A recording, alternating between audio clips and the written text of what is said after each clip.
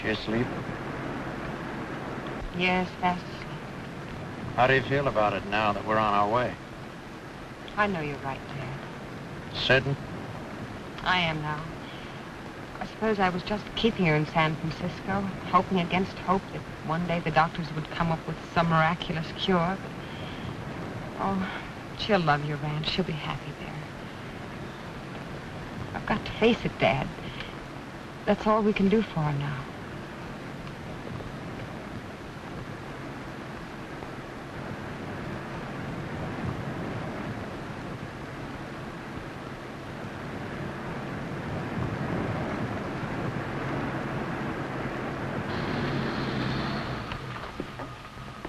You'll have to wait here a while. You better park right over there. Those are your instructions.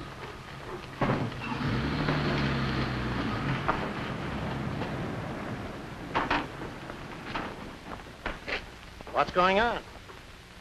You got yourself a front seat to something you're not going to forget so quick. See that hill? You'll see it light up like you never saw light before.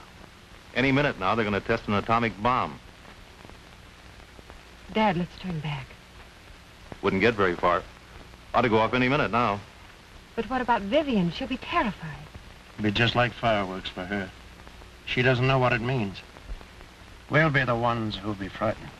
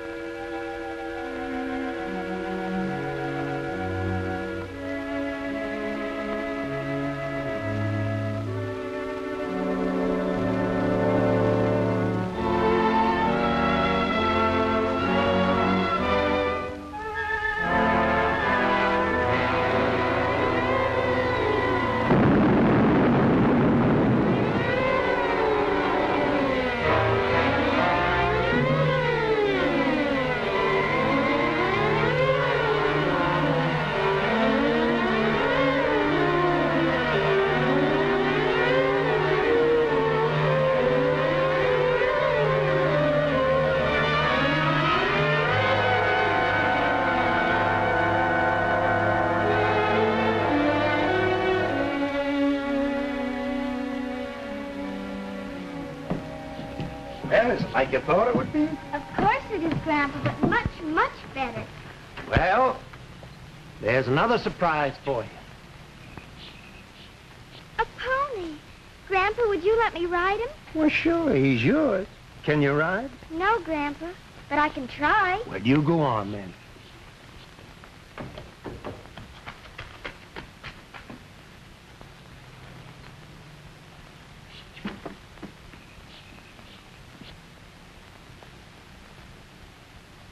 No, I still can't believe it. Every time she smiles at me, I think, well, it's just impossible. The days after the doctor told me the diagnosis, I was certain he'd call back to say he'd made a mistake, but...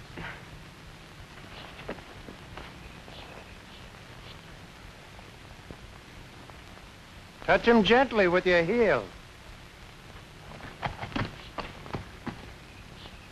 How long before she'll have to stay in bed? He couldn't say exactly, but in a few months she'll be too weak to get up. Mr. Vernon? Yes? My name is Ashley. Hello. I came down to see you last week, but they told me you were in San Francisco. That's right. What can I do for you, Mr. Ashley? I wonder if you'd be interested in selling your ranch. I'm afraid you came at the wrong time. This place is giving a deal of pleasure to a little girl, and at this moment, I wouldn't dream of giving it up. Well, it isn't a matter of giving immediate possession. We have options on the land from here all the way down to the river. But we would like a hold on your place, in case of possible expansion later on. An expansion for what? Well, I thought you knew. The whole town's talking of it. Well, I just got in an hour ago. Oh, I see.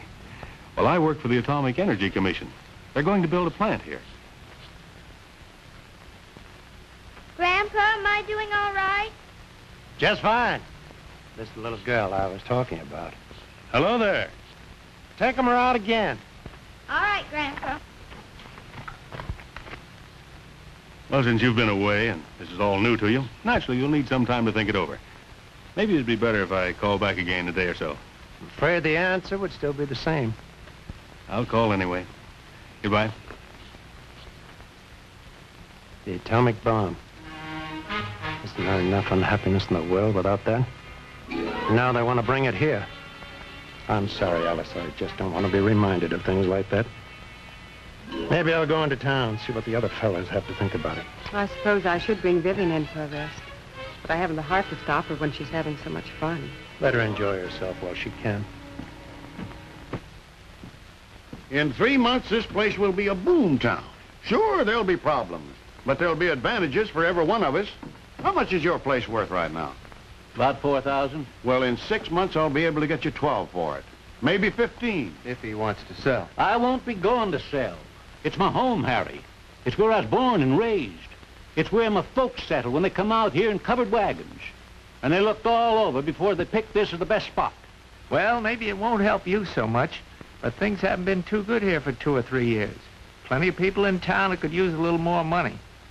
Harry can tell you about that, can't you, Harry? I'm afraid I can't. You don't run a bank without knowing the problems people have. All of us have. Money-wise, I mean. And money is what the plant's going to bring to this town.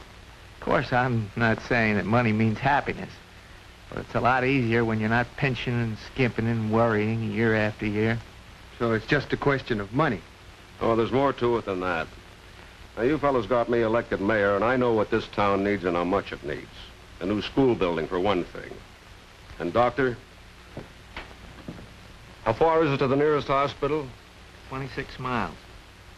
And a decent water system wouldn't hurt. Looks like we got along without him so far.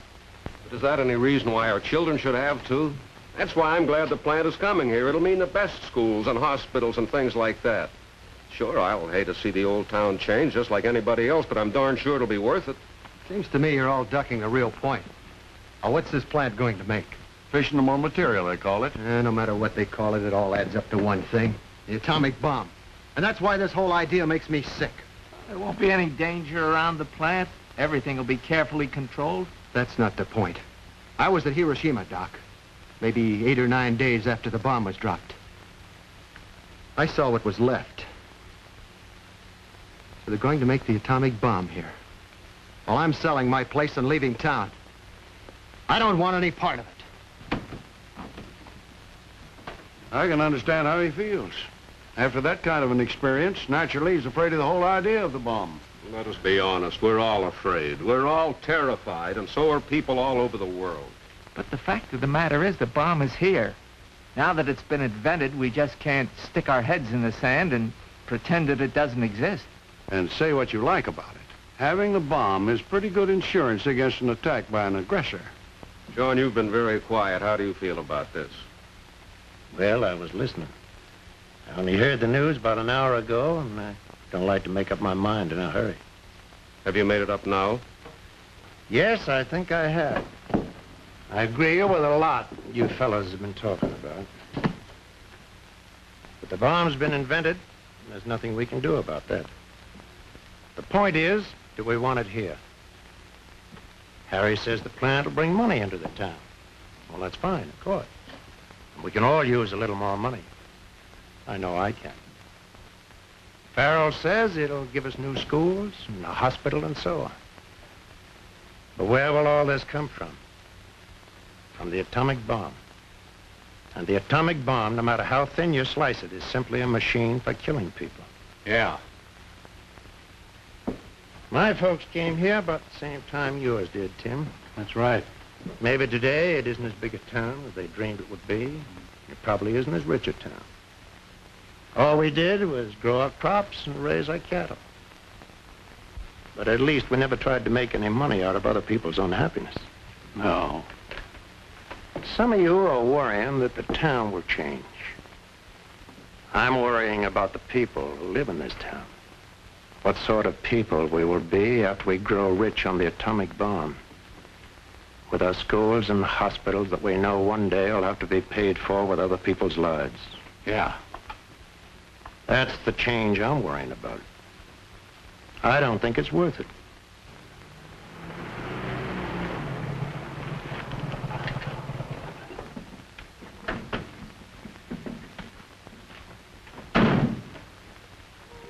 No, I feel just fine.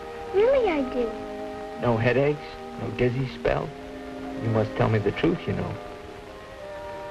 If I do, you'll keep me in bed and won't let me go out and play with the pony. I'm all right. But my doll, she isn't feeling so well. She gets tired quicker than she used to. I see. What else does your doll tell you? Well, she's got a pain back here. And it won't go away, even when I rub it for her. Well, I'll tell you what we'll do for her. You take her out in the morning to play with the pony and everything. But afternoons, I want you both to come back to bed. How's that? Okay. Now, both of you get some sleep. Okay. God bless you, darling. Good night, Mommy. Well, I can't tell you anything you don't know already. Just following its predicted course.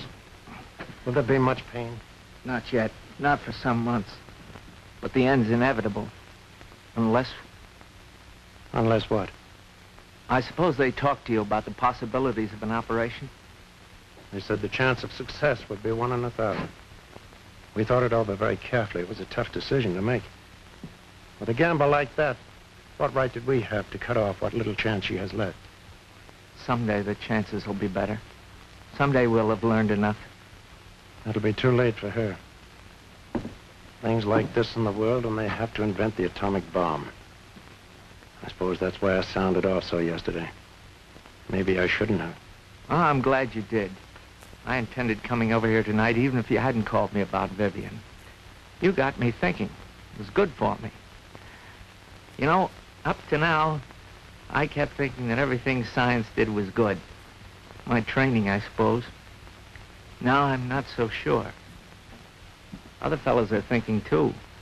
You know, John, I think if you were to take a vote right now, the town would be against having the plant come here at all. Are you certain?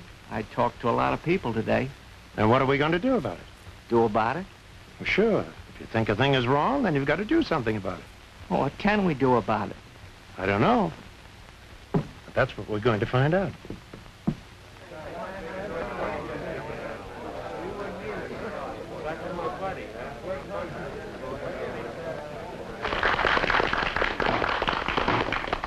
Well, now we've heard most everybody's point of view, and it seems to me mostly against the bomb, so if somebody will just move a motion deploring it, we'll take a vote on it and go home. What good would that do?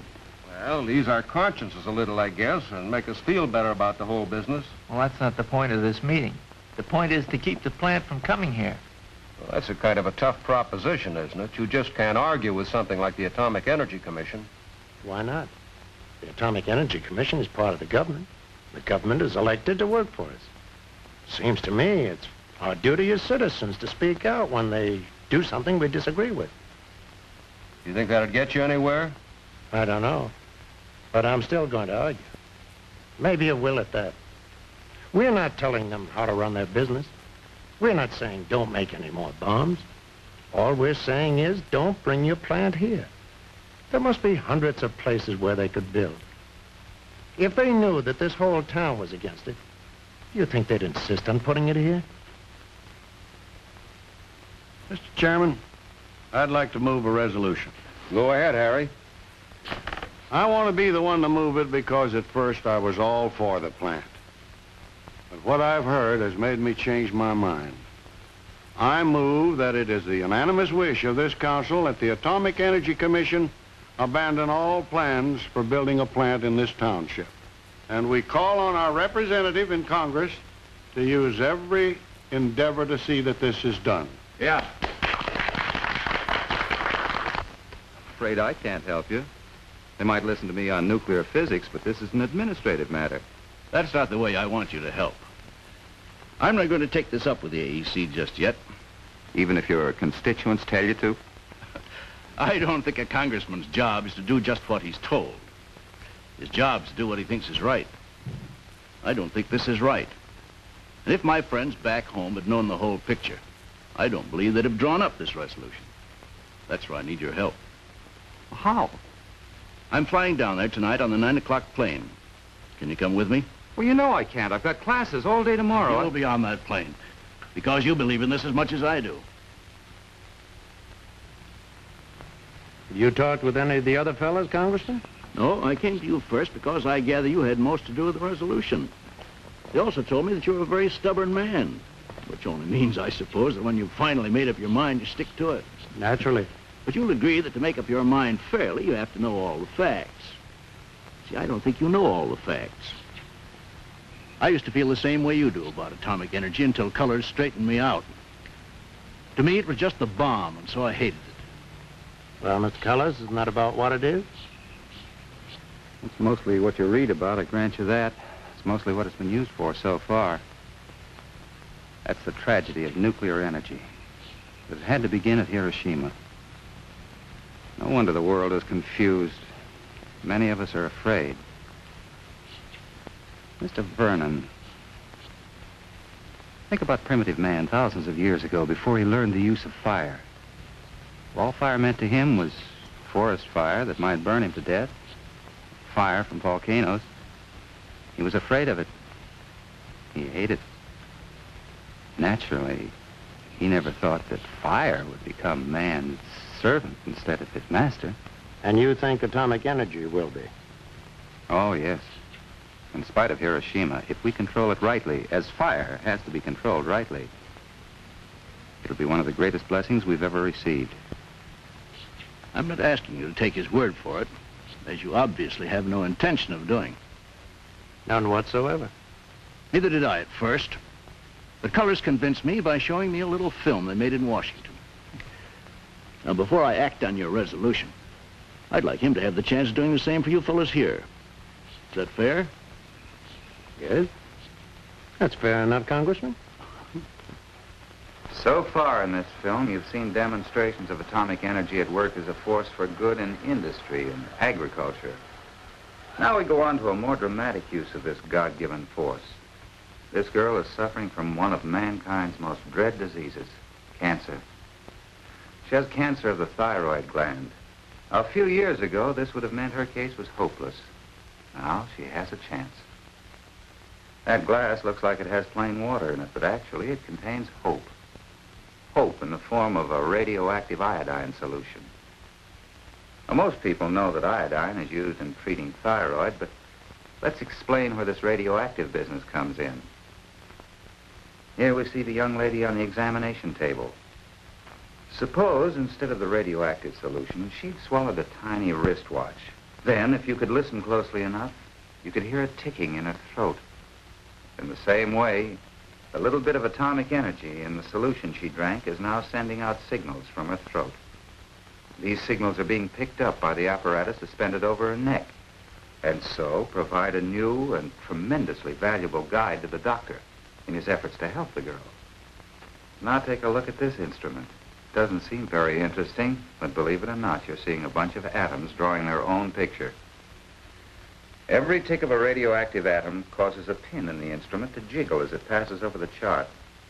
Let's see it in action. This gentleman may have cancer of the thyroid gland. He's drinking the same kind of iodine solution the young lady drank. And just as it did in her case, the iodine concentrates in the cancer tissue. Then the atoms go to work and draw their own picture.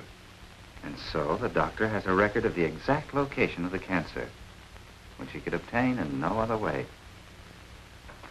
Another use of atomic energy as a tracer is in brain surgery.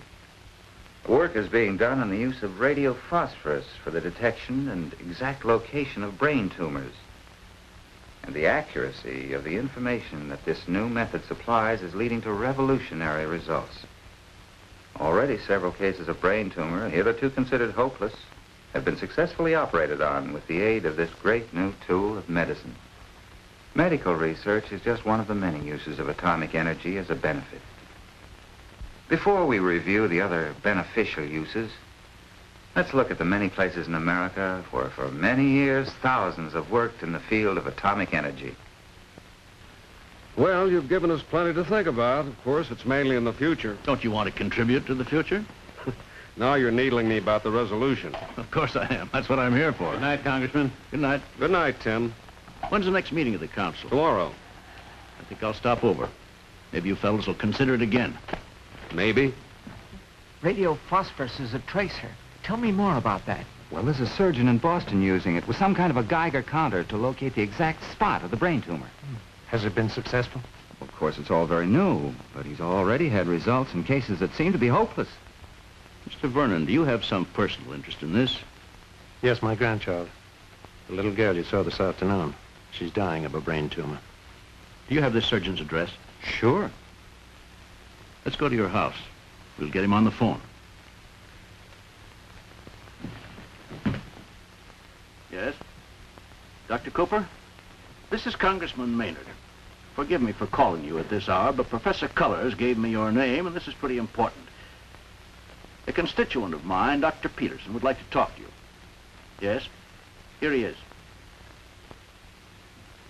Dr. Cooper, I'm calling about a young child, a patient of mine. Yes. Well, the symptoms seem to indicate growth in the lower region of the cerebellum. He's on the phone now. Dr. Peterson's going to suggest we fly her to Boston for examination tomorrow. Of course, you realize it's only a chance. I know. But this morning there was no chance at all. There goes her plane. Let's hope he finds it possible to operate. Don't mind saying I've done a deal of praying that he will. Well, let's get going. If you fellas agree, Maynard and Cullors are going to sit in with us and listen. Well, sure. Warms my heart to see a congressman listening for a change. Is everybody here? How about Doc Peterson? He went to Boston with him. Oh, John, I thought you were going back with her. I was, but I changed my mind. I'm going to take the other plane tonight. You know, I had some sort of share in passing this resolution. I didn't think it was right for me to walk out on it now.